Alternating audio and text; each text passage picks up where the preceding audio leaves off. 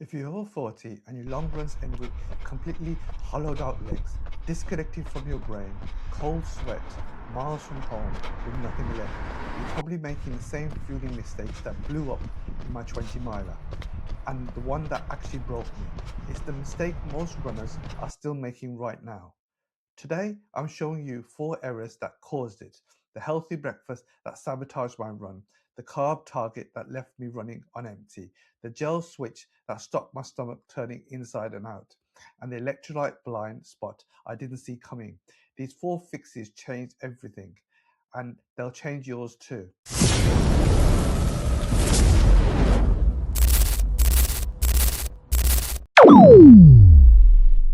Before, I'd done everything by the book: big bowl of whole wheat pasta, rich vegetable sauce, went to bed feeling smug, proper carb loading, the way you're supposed to. Morning of the run, I was up 3 hours early, steel cut oatmeal, berries, nuts, almond butter, nutrient dense, slow burning. A banana an hour before, felt like a pro. My in-run plan: 6 gels, one every 45 minutes, 22 grams of carbs each. I figured that gave me about 30 grams an hour, and I'd read that was enough. First 10 miles, glorious, cool air, legs fresh, hitting pace without thinking. Then mile 12, second gel goes down, and my stomach gives this little gurgle, not painful, just sloshy. I told myself it'd pass. It didn't. By mile 14, something else crept in: a heavy, waterlogged fatigue in my legs. Not normal tiredness, different. Pace had been holding effortless, now took a cautious effort. I told myself to push through. This is the hard part of a long run, right? Mile 16. It wasn't a gradual decline, it was a cliff edge. 1 minute I'm running, the next I'm completely howled out like someone pulled a plug out of a wall. My legs felt disconnected from my brain, dizzy, that cold, sickening dread washing over me. I was done.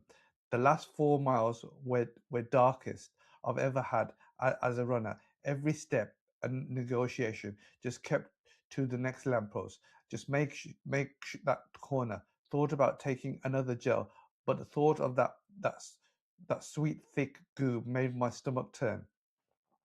When I finally stumbled through my front door, I wasn't just physically wrecked, I was genuinely broken. My race was weeks away, and my perfect plan had just torched itself. Have you ever hit the wall like that? That moment where your body just gives up and you're miles from home? Drop it in the comments. I genuinely want to know. I'm not the only one who's been humbled by a long. After I peeled myself off the floor, literally, I sat down with that now laughable spreadsheet. I knew if I didn't figure out exactly what went wrong, the marathon itself would be a repeat. The bonk forced me to stop just following internet advice and start actually understanding the science. 4 mistakes. Here's what I got wrong. Mistake 1: my healthy breakfast. Steel cut oats, nuts, berries, almond butter, a fantastic meal on a rest day. But 3 hours before a 20-mile run, it was a disaster waiting to happen. High fiber, high fat, high protein, all slow digesting. So hours into my run, my body was still diverting blood and energy to my stomach to process that breakfast instead of sending it to my legs. That sloshing at mile 12, that was my digestive system screaming at me. What I should have eaten: something dead simple: white bagel with jam, toast, quick access energy without the gut drama. Save the steel cut oats for Monday morning at your desk. Mistake 2, and this was the big one. I thought 30 grams of carb an hour was solid.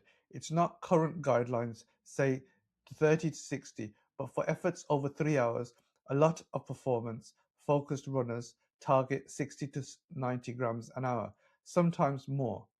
I was feeding my body 30 grams an hour on a 20-mile training run. Your body's easy access fuel stores start running low after about 90 minutes to 2 hours of hard effort. I burned right through mile through mine, and that 30-gram trickle was like trying to put out a house fire with a squirt gun. Hitting the wall wasn't a mental failure, it was predictable philosophy. I ran out of gas. Mistake 3. Not all gels are created equal.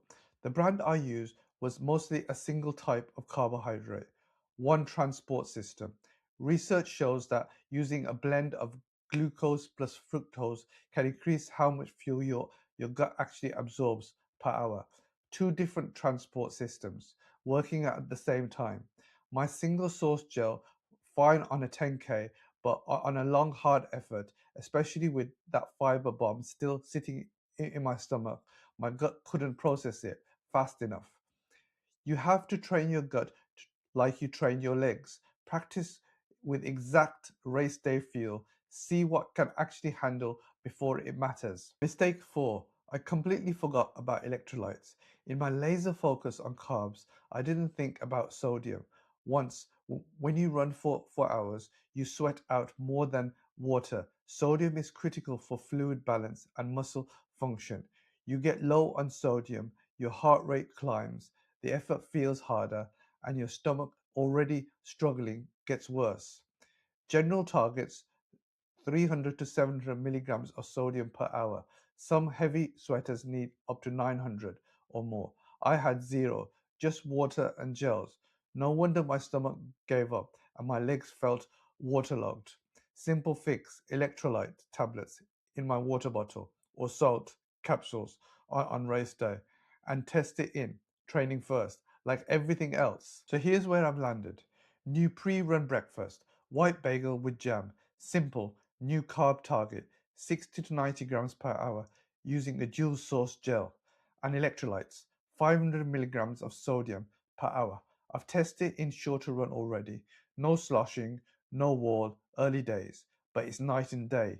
The 20-mile disaster could have broken me.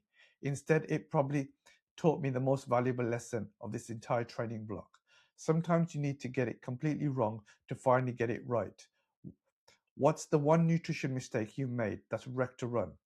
Drop it into the comments. I want to hear. I'm not the only one learning this the hard way. Thank you for watching, and I'll see you on the next one.